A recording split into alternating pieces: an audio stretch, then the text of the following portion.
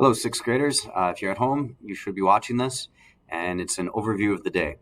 Uh, for what you are doing for vocabulary, there's a link there, and you can just write down the definitions and the terms for the words that we'll be studying, and you can just put that into a notebook.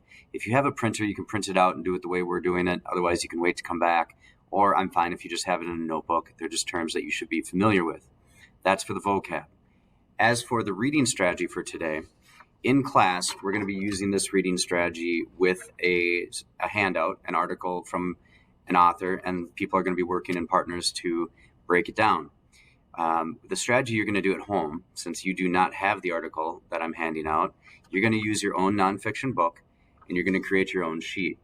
So all you have to do is get a blank sheet of paper, and it can be in your notebook, and you're going to draw a line down the middle, and on one side, you're going to write the author says, and on the other side, you're going to say, I say.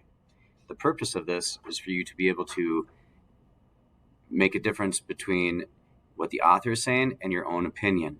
So on the side that says the author says, you're going to write down ideas that are stated or implied by the author, things that he or she hints at or says very clearly. And on the other side, you're going to write down your own reactions and your own ideas to what the author has said. So it kind of be like, on this side, this is what he or she says. On this side, this is my thoughts about that. And keep going down and going down as you read. If you do that for about 20 minutes today and keep copying down the ideas the author states, your own reactions and responses to it, you should be picking up this strategy pretty well.